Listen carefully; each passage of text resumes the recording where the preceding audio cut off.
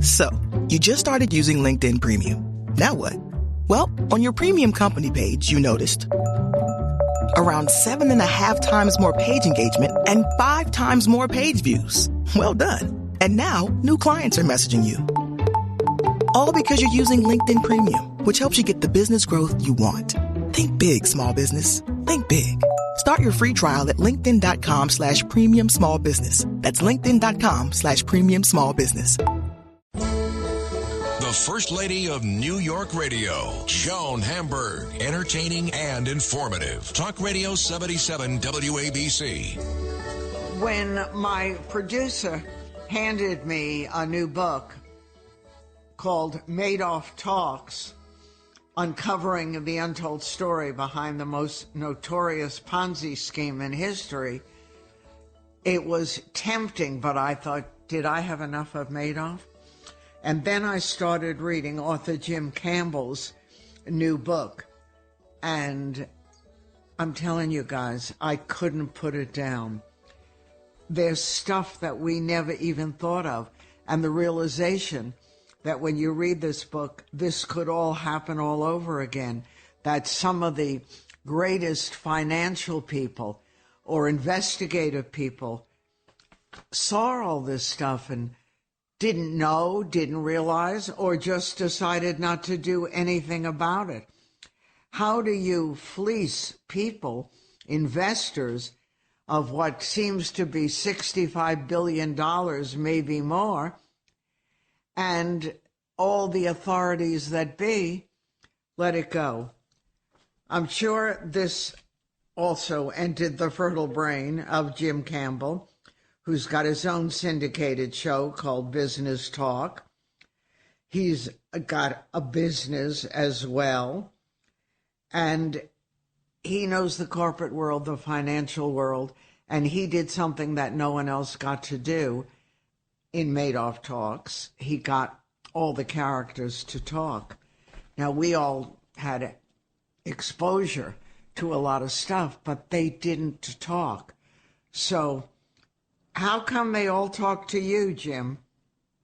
Joan, thanks for having me on. It's my thrill, great honor, and, of course, to be on WABC. And I'll also mention the Netflix Madoff Monster of Wall Street is out now. Of course. And has done really well, and I think people will enjoy that. And it's full of information, again, that most people don't even know. And, you know, Joan, it was really kind of fortuitous. On my show, I was doing an interview with a woman named Lori Sandell, who'd written a book on sort of a personal life of Madoffs. And Andrew Madoff had cooperated with a bit, and he forced Ruth to cooperate. She didn't like the book. And so out of the blue, she says, do you want to talk to Andrew the night before the interview? He can't talk on the record. He's being sued by everybody. He's one of the most vilified people on the planet. So I get on the phone with him, and I started attacking him instantly. Your dad gave you $3 million for a co-op right before this thing went down. Shouldn't you be giving that money back? It's not your money. And he disarmed me by saying, yes, I should be giving it back. So we talked. He said he was going to listen to my show, which was live then, and then we'll talk after if I hear the same stuff. We talked after. Coincidence number two, his mother's moving to Greenwich, where I live, from Florida, and he set me up to have lunch with Ruth Madoff, and we hit it off. She was, I found her a strikingly attractive woman, and who'd been devastated by this event. She was eating a chef's salad like she hadn't had a meal in 3 weeks, and when we walked out, I said, can I get a picture? She said, no, you're wired, aren't you? Thought she was set up. She, in turn, once she realized I was not setting her up, she set me up with Bernie through the prison system, and the rest is history. 400 pages of stuff with Bernie.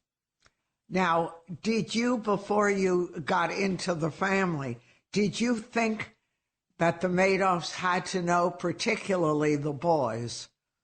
Yes, in Chapter 8 in my book, I actually did my own investigation, and the Department of Justice, the FBI, the bankruptcy trustee, the media, and obviously public perception all felt they had to know. Bernie was very adamant that they didn't know, but of course that doesn't mean anything in the big scheme of things. So I did my own investigation. It was touch and go. It took me a long way to make sure the boys did not know, because the $800 million he snuck in the back door of the legitimate business went to the trading P&Ls, which the boys ran. So it didn't look good. But I did an investigation and was able, I'm pretty sure, to come up with the right conclusion, whether they knew or were complicit in the Ponzi scheme. I know it's really sort of shocking, and all the questions that we've all like, why did Bernie have to do this? He had a very successful multi-million-dollar business that was good. So could a psychological reason be strong enough answer? Yeah, great question, because most people did not know that he ran a business that was worth $3 billion at peak, totally honest at the time. And I mean, treated customers better than most firms on Wall Street did. And he built it from scratch, and it broke the monopoly of the stock exchange. So why the heck would he do this Ponzi scheme? What everybody assumes is, as happens, a gambler lost some money. He said, I'm going to double down. I'll get it back. No one will ever know. And, of course, he told me a story, very complex story, basically along those lines. But I found out after going through the whole thing, he built one of the most ethical businesses on Wall Street and biggest criminal enterprise on Wall Street side by side at the same time. That gets you into a mind that is sort of almost unfathomable. And, it comes down to psychologically, the legitimate business was making money on commissions, which meant market up, market down, Bernie's making money. You bring in brilliant people, you have leading-edge technology, which he did, boom, and you run it. Then you go downstairs to the 17th floor in the Lipstick Building, behind closed doors. The Sons had no access. He's got 1980s old equipment, high school graduates who, when they're hired, were unsophisticated, didn't understand anything, and he found that he psychologically could not take losses at all. He had to be the guy. He had to deliver all the time. So the problem was he suddenly saw he could make losses on trading, the investment advisory hedge fund business, and he didn't have the moral courage to stop it. It got bigger and bigger, and he just stopped trading and faked it pretty much from the beginning. So he ran these businesses side by side, and there was no excuse for it in the end. It's just all in his brain, which was driven, by this pride, this hubris that he had to be the go-to guy and always deliver. That's why his family didn't know, in part, because he could never have admitted that he had to turn to criminal enterprise to keep the legitimate business and the whole business going. So that's why he would not have confided in the three of them. But once you started digging into everything, Jim, did it make sense to you at all that the regulators who regularly checked into what he was doing, that they missed it or they purposely missed it? This was a scam that was going on for a long time. And it was going on a very long time. And I'll tell you right now, they did 5 separate investigations, and it was a combination of incompetence, not understanding, and that they were in silos, meaning they never got the right people to examine him. They were examining him with the what's called broker or trading type examiners, which, of course, was the legitimate business, and they could trace every single trade. So nobody ever checked into or had the skills to understand if it might have been a Ponzi scheme, which is very easy to detect, but they never had the guys that were there. They thought he was front-running, which means when you're trading and his customers were like Charles Schwab, and a customer wants to buy 500 shares of IBM, that's a bullish sign. It's going to tick up very slightly. So you, as the market maker, which is Bernie, you jump right in, you buy some IBM shares knowing that right behind you they're going to go up slightly. That's how they thought he was always making money, but it was very, very small picks. And, of course, not only was he not doing that because he never cheated in that business, we know now he was never even traded. And so how they missed it it's just, I call it criminal negligence. It should have been. But they essentially gave Bernie the good housekeeping seal of approval that these poor investors who were not sophisticated bought. Right. And they would bring everyone else in. Everyone would say, including me. I remember being at a dinner party and the Madoffs were there. And the person sitting next to me said, I can get you in. And I remember my husband wasn't with me. And when I went home, I said, the greatest opportunity of your life. And he was like, forget it. Are you crazy? He said, there's no proof. Joan, that's funny, that story is that's exactly why I told Bernie he was the reason he was such a good con man was because he was the anti-con. he had all these people who thought they had exclusive access to Bernie, and he would say, "I don't need your money. I don't need it." And they all thought, "I'm the only guy. He's not taking more money, and I can get you in." And then, of course, he fed the fees back to them in what were really huge bribes. And you explained in this book about the Big Four, and these were major investors who constantly were helping keep him whole during the really complicated years. And yet, on the other hand, they knew what was going on, and they actually extorted Madoff. Yes, that's exactly right. He had four big investors. He called them the Big Four, in fact, that bailed him out of periodic cash crisis. We didn't have enough cash. They didn't know it was a pure Ponzi scheme, but they knew something wasn't kosher. And the biggest of whom, Jeffrey Pickhauer, who most people haven't heard of, took $7 billion out of that fund. Bernie only, in quotes, stole $800 million that he pumped into that back door I told you about. So these guys knew something was wrong, and they did. They extorted Bernie for returns which came out of the hides of his lower net worth investors. I called it a reverse Robin Hood. But then how did something like J.P. Morgan, Chase, after all, they had access to those accounts. How did they miss it, or did they choose to miss it? You know, that's another, good question. And after the Netflix, by the way, Jamie Dimon actually called me, who's the chairman of J.P. Morgan. We had a nice conversation. They had 6 separate divisions that dealt with Madoff in different ways. They didn't talk to each other. Madoff wouldn't allow the divisions that wanted to invest money to do any due diligence, which is a huge red light. They had people there who thought it was too good to be true. There's no excuse for why J.P. Morgan couldn't put it together. They are the only entity that looked into his 703. That was the big checking account. And that account should have shown a lot of counterparties if you're really trading. It should have shown dividends being deposited because that's a stock strategy. And in the entire 40-year period, there was never $1 of counterparty, never $1 of dividend deposited, and $170 billion flew through that account. So there's no real way that you can, absolve J.P. Morgan, and they know they screwed up.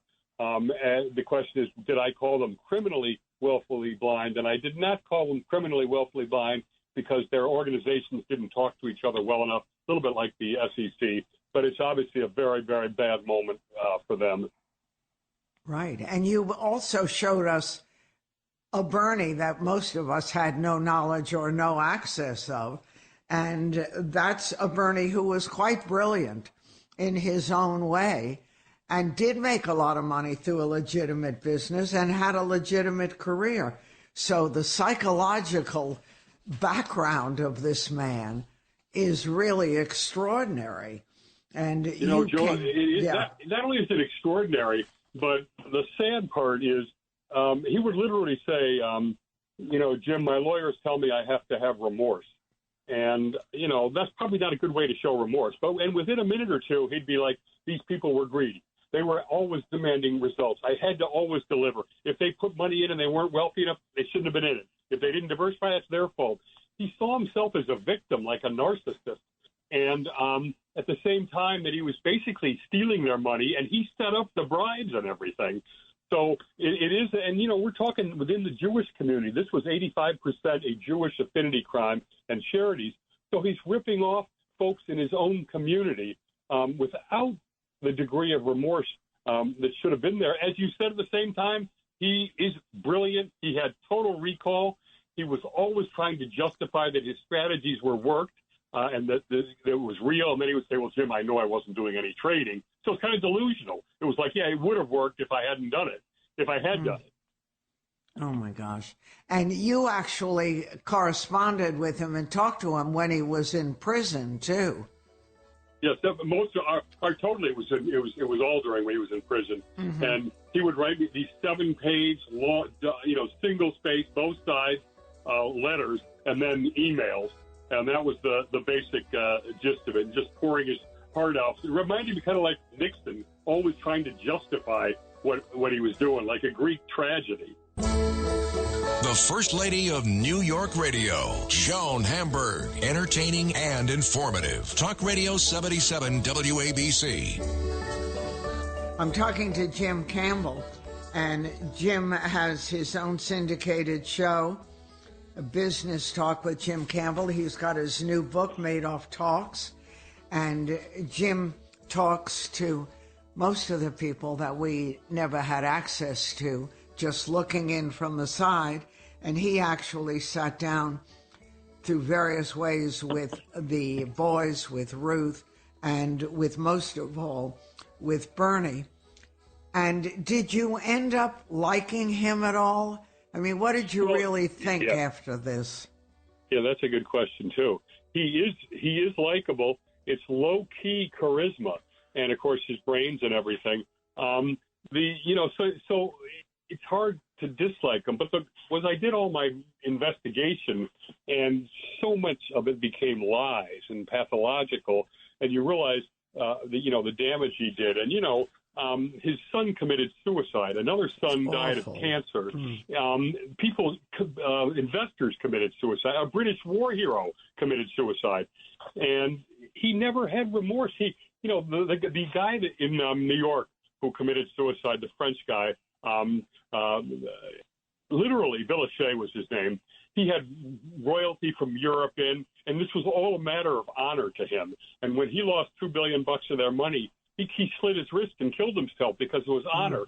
Bernie would say to me, "Oh, come on! That fund had corrupt oligarchs in it. He did it because he was going to get killed." Not true at all. But yet, when I finished reading your book, Jim, and under your umbrella, I thought this could really happen again, and you concur with that. Well, not only do I concur with this, but 2 weeks before the Netflix came out, the whole FTX Samuel Bankman-Fried collapse, and there is a lot of similarities between the two things. And again, there was no regulation or anything. And this was a $32 billion market value of FTX when it went down. So no, these things can happen. And you saw them happen, and they could happen again. Whatever happened, we know the boys met with terrible ends. As you say, one committed suicide, one died from cancer. Their families, they changed their name. Do you hear from them? I only hear from them through Catherine Hooper. Catherine Hooper was Andrew's girlfriend. They could not get married because of all the litigation and that he was under. But she helped get him through this. She's totally brilliant. She got me access in the firm, and she is close to Andrew's kids. One of the reasons she cooperated with me, and she didn't know me, remember, is that she believed to her soul that Andrew did not know, and she basically trusted me. And she didn't know me. In fact, she even said, "Jim, if you find he's involved, I will accept that." But I don't think that he was. And Ruth, I was close to too. The thing is that she no longer dyes her hair, so you wouldn't even recognize her. But she stopped talking to me after we were getting down the pipe, because I think she was trying to get Bernie out for early release before he passed away. So she was loyal to Bernie till the end. The way to look at that is she had cult-like devotion to him when it went down, and it took her several years to begin to become deprogrammed. Her boys wanted them to come with her, not Bernie, and she did not come initially, and they were estranged. By the time that I was dealing with her, she was pretty much psychologically separated from him. But she was the first to admit to me, Joan, she could never let go of him totally. They were together, dating. She was 13 years old. Yes, I can understand that. But she had these grandchildren that she didn't want to let go of either.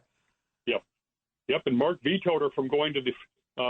She was vetoed from going to his funeral. So you could see it was very painful. But they worked it out, and she was very close to Mark's first wife, in particular, even to this day.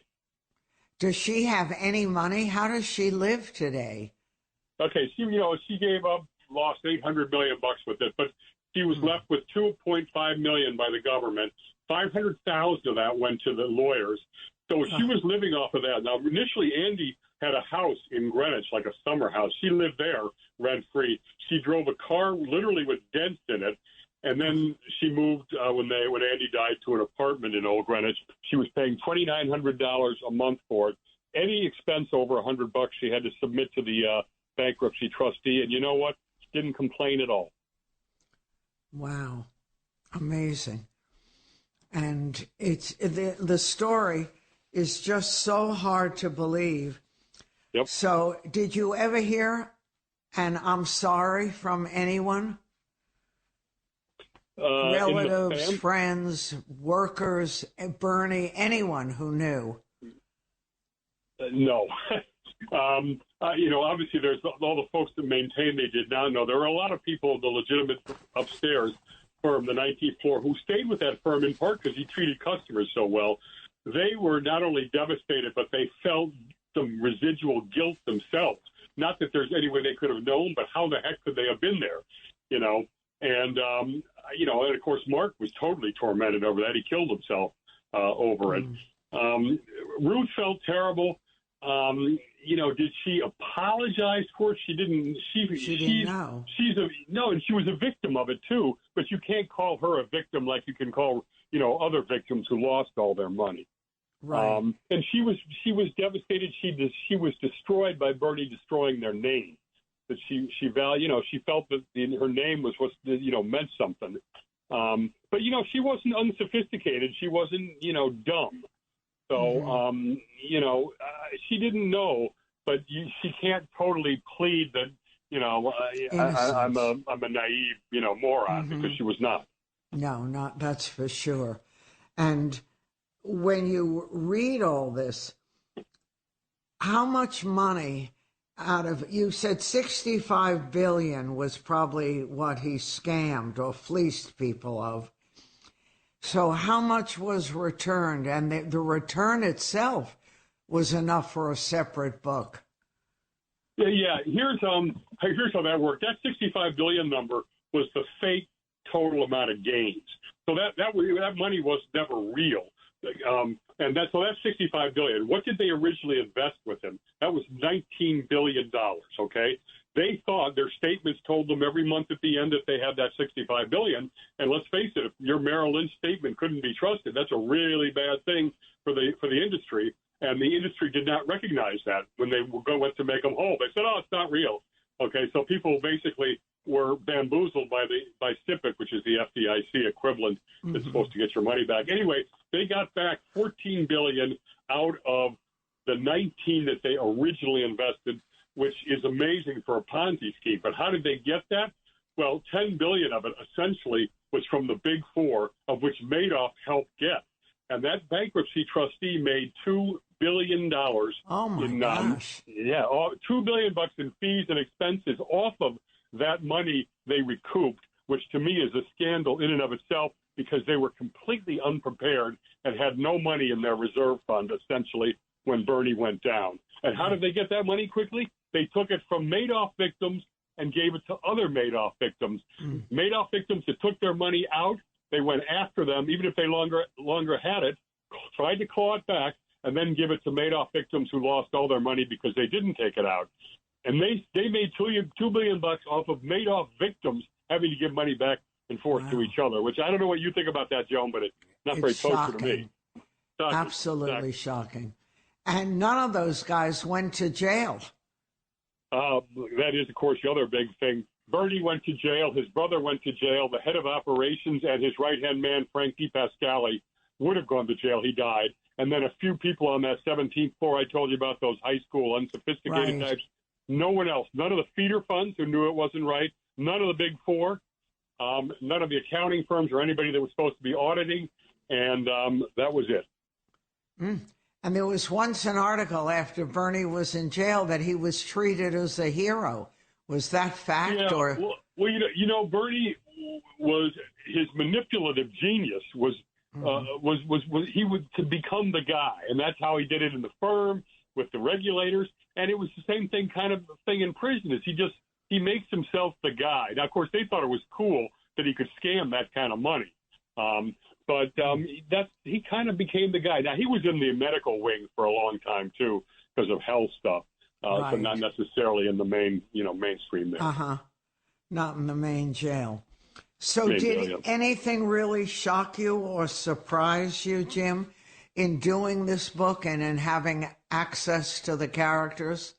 Yeah, well, obviously, first off, Bernie's mind is the thing that's unfathomable because he didn't do what you thought, which was, go down and do a Ponzi scheme because he was in trouble and needed money. No, he had money. Who is mind? And he had money. The other thing is the complete, what I call the untold story, and what we've been talking about, the complete failure of the system, the regulatory system, Wall Street and the feeder funds, all the willful blindness. And then, the fact that the big four that people don't really know about all made more money than Bernie stole. And kept it, right? They kept it. Yeah, you can't. Well, they had to get the clawbacks. They got $7 billion back out of Pickauer, but he was left with $2 billion, which I don't think they realized. And it's just that how could the system fail like this? And as you said, it's not in ways that, I could see why they missed this. It was in unbelievable ways. How could you miss this? And it could happen again when you read your book and you see that it could definitely happen again. And as I say, we're going through it right now with all the money that's disappeared and vaporized with FTX, the crypto collapse. Yeah, what do you think of that? There's another book for you. Yeah, I think that SBF, this story that he's given, that the dog ate his homework, essentially, he had no idea how it happened. And I'm just telling you, if that's true, that's one smart dog. Because a lot of stuff was going on there in the other Alameda firm that they were doing, which is just not good stuff. And commingling, he commingled customer funds with his business, which is exactly what Bernie did. I tell you, it gets harder and harder to believe. And you pointed out that the corporation, the recovery trustees and things like that, actually victimize the victims again. Yep, that's what I was saying. Explain to the audience what happened and how that could happen. Yeah, what I was saying, and we kind of alluded to it when I was saying the taking from one to the other. SIPC is the FDIC. The FDIC for banks has existed, which, gets your money back if the bank collapses, up to the insurance level that you have. It's existed since the New Deal. They've never not paid a claim, and they've never cost the government $1 because they're an independent, agency. Now let's go to SIPC, which is the Securities Investor Protection Corp, the securities industry equivalent. It's not independent. It's called a self-regulatory organization. It's run by Wall Street. They had, at the time, the insurance fund was charging, in order to get insurance, the firms were paying $150 a year, whether you were Merrill Lynch or a one-man guy. Now, think about that. That's less than the flowers and the executive suite for a week.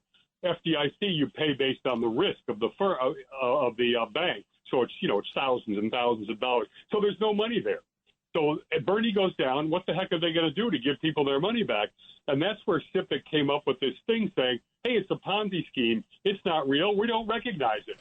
So what we're going to do is we're going to get this bankruptcy trustee to try and claw back money from people who took money, which is the victims that took it out. And as I said, may not even have that anymore. They may have taken it out 20 years ago. Anyway, that money then was clawed back by the trustee and then passed over to some of these victims that lost everything. And that out of that transfer of clawback victim to victim, the trustee made $2 billion. Oh, it's too hard to believe. Did any of the family members or his secretaries and assistants, whom he did feel a little responsible for, did any of them come out of this with anything? What happened to all these lives? Yeah. The great example is on the 19th floor, the legitimate floor, he had a right-hand assistant named Eleanor Squilleri who was completely honest. And she was making $125,000 a year with her bonus and no IRA or anything. Downstairs, her equivalent was a woman named Annette Bongiorno. Both Annette and Eleanor had been there 30 years. Neither of them had a college education. Annette's final salary, doing the same kinds of things, except that she was doing all the finagling. Did she illegally. know? This is one of the great things about Madoff. She was making $670,000 a year and had a $58 million fake IRA. She never figured out it was a Ponzi scheme. She thought it was legitimate. Now, they all knew they were faking. They were doing stuff that wasn't kosher, but they didn't really know what they were. In her case, she didn't really know what she was doing. She thought that money was real. And so she ended up in prison for 2.5 years and had to give all that money back. And is she on her feet now, or that was too big a load? She got out of prison about a year and a half ago, I think. And she's got some health problems. But, yeah, she got out, and her husband, I think, had some pension money. So, what a mess. What a mess. That 50, but Bernie allowed her to have her own feeder fund. So get this. She was, in turn, taking money from her friends, and they're getting statements that only said on it, you have $11,000, and then the next month it would say $12,000 because it always went up. Didn't even say what it was in. It's just, so they were making money off her. She lost all of their money, too, when the whole thing went down. And, she was taking cash payments out of the fund for customers, so she should have gone to jail. And she was doing a lot of illegal stuff. Ay. And Bernie's wife, Ruth, does she have any kind of life? Did people stick by her? Well, obviously she lost. She lost everything. Her life, her family. She lost everything. And she even lost her family for a while. But, she's got back to the family. She's just a survivor. That's her thing. And, I think her health isn't as good as it was. And, the ultimate is the Jewish faith, when you die, you're supposed to be buried in the ground within 24 hours. So Bernie was cremated, and to this day, I believe, is on a shelf in a lawyer's office. The family refused. The family refused to take it. Even as we all thought we knew this story, we didn't know this story.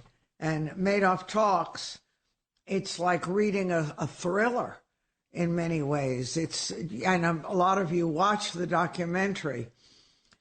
I'm a reader, so I was fascinated by everything in the book, by all the documents and what happened to everything. And can anyone go back to a life who was involved in this?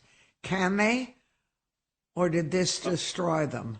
Well, first of all, let me just say that it really means a lot to me that you read the book so closely and got messages that a lot of interviewers that don't necessarily do that. So, and you've actually studied it. The families of the victims, a lot of the victims' families were totally destroyed. I mean, there were 70-year-old people who had to go work at Walmart. And were totally wiped out. On the guilty side, on the 17th floor and stuff, Frank DePascali was the right-hand man. His family disowned him. His son got married, and the family that they were marrying into insisted that he go by his middle name. They wouldn't even let him use DePascali at the wedding. So, his whole house was built on customer money in Jersey, on acres and boats and captains, all of this stuff paid for out of customer money. Did they have to give it back, or he kept it?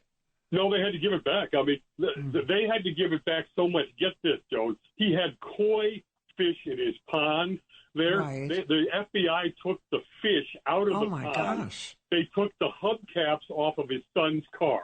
They literally took everything out. They left his wife, with, I think, $85,000. Oh, my gosh. Yeah, and these are the same guys that overlooked everything or were not smart enough to find it.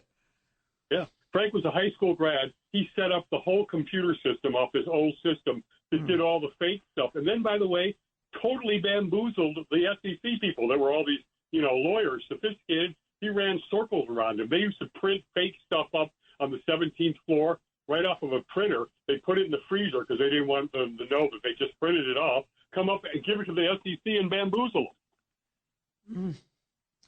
It's crazy. Crazy, isn't it? So did anyone in the family read the book and get back to you? Well, first of all, I know Ruth has the book because I signed one for her, and they gave it to her. Whether she read it, I don't know.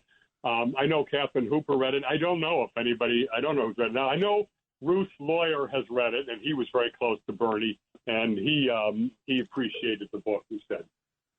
Did Ruth ever go see – The family appreciated it. The family appreciated it. Did Ruth go to see him in jail? I think maybe once, but she was not visiting him. Mm-hmm. And he was contacting her, basically calling and emailing her, and she would respond, but she was not really proactively reaching out to him. Certainly after she had re-entered the family and had cut these ties. But then, Joan, I'd be sitting with her in a restaurant. It would be embarrassing, and she'd say, "Jim, I found out, from this Bernie was having these affairs. Did you know about this?" And I said yes, and then I couldn't say anymore because it was just so uncomfortable. She was devastated by that.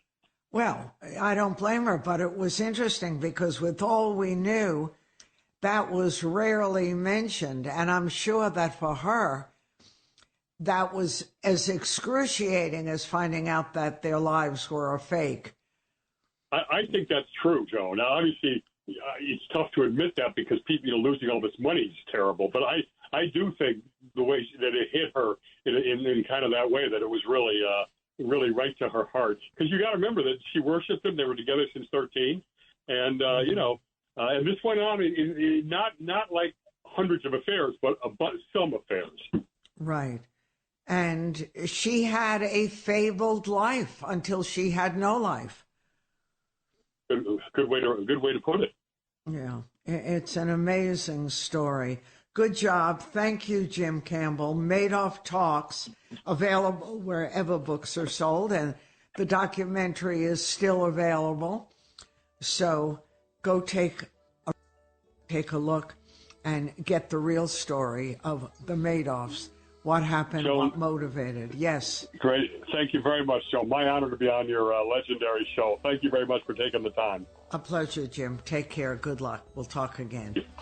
I'm Joan Hamburg, and you're listening to WABC.